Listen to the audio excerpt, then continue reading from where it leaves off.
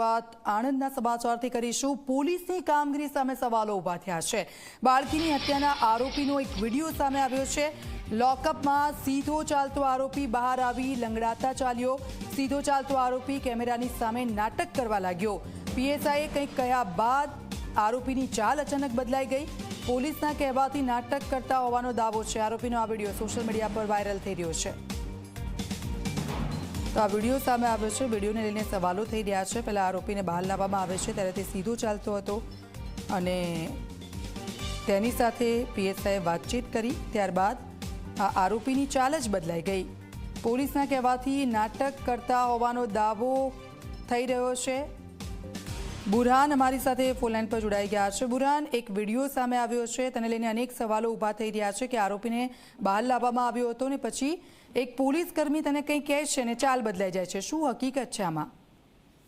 જી ચોક્કસ, જો વાત કરવામાં આવે તો આંકલાવના નવાખલની 5.5 વર્ષની બાળકી પર દુષ્કર્મ કરી તેની હત્યા કરવામાં આવી હતી। આ ઘટનાના આરોપીની પોલીસે ધરપકડ કરી હતી અને ત્યારબાદ તેને મીડિયા સામે જ્યારે લાવવામાં આવ્યો ત્યારે કસ્ટડીમાંથી આરોપી અજય પડિયાને જ્યારે બહાર લાવવામાં આવે છે ત્યારે સીધો ચાલતો નજરે પડે છે, પરંતુ ત્યારબાદ પીએસઆઈ વાળા તેને કંઈ કાનમાં જઈને કહે છે અને ત્યારબાદ તરત જ આરોપીની ચાલ બદલાઈ જાય છે અને આરોપી લંગડાતા ચાલતો આવે છે અને તેને લઈને એવું કહેવાય છે કે પોલીસ દ્વારા તેને મારવામાં આવ્યો હોય ને તેને તેની સર્વિસ કરવામાં આવી હોય તેવું પોલીસ બતાડવા માંગે છે, પરંતુ વાસ્તવમાં એવું છે કે જે સીધો ચાલતો હતો અચાનક જ તેની ચાલ કેવી રીતે બદલાઈ ગઈ તે પોલીસે નાટક કરાવ્યું હોવાનું અત્યારે ચર્ચાઈ રહ્યું છે અને આ વિડીયો છે સોશિયલ મીડિયામાં વાયરલ થયો છે અને વાયરલ વિડીયોમાં કોઈ ખુલાસા કર્યા છે પોલીસ કર્મીએ આ વિડીયોને લઈને?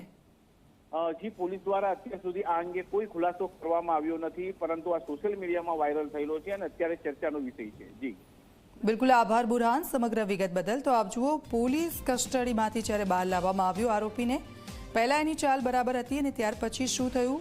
પોલીસે એવું તો શું કહ્યું કર્મચારીએ તેમને કે તરત જ આ જે આરોપી છે તેની ચાલ બદલાઈ ગઈ।